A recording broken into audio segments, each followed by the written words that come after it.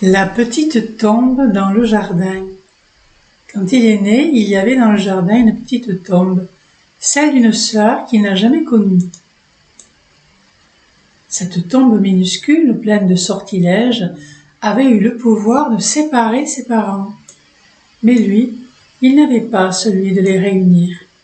Il a bien essayé pourtant avec ses dessins d'enfants offerts comme des trésors, mais dans le regard de sa mère, il ne voyait que l'ennui et le reflet de cette petite tombe, celle de l'absente, celle de l'enfant parfaite qui n'avait pas vécu. Alors il a traversé seul la nuit des adultes avec pour seul guide un père fantasque, souvent poursuivi par la police, vivant au jour le jour au gré des tempêtes. Il a grandi ainsi, vaille que vaille, jusqu'au jour où cette sœur, morte, mais puissante, est revenue dans sa vie. Elle avait pris l'apparence d'une femme. Il en est tombé fou amoureux. Il disait oui à tout.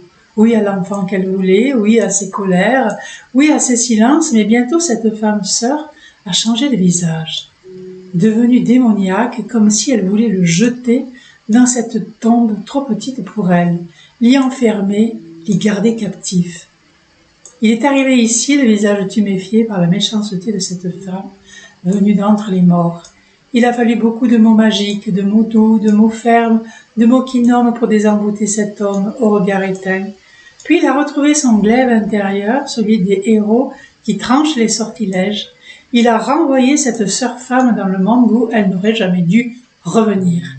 Il a regardé enfin sa compagne et pour la première fois, il lui a demandé simplement de le respecter.